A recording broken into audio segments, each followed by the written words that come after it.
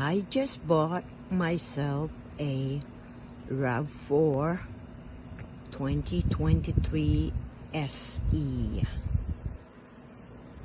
Ayan, ito ay aking pamalengke na sasakyan.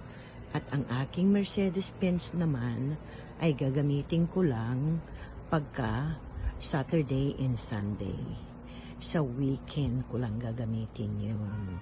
Ito ang pang everyday use ko. Ayan. Oh, diba? Diba? Ito ay magandang pang road trip kasi economy car ito. Kaya ready na, tara na sa casino. Oh, ayan, diba?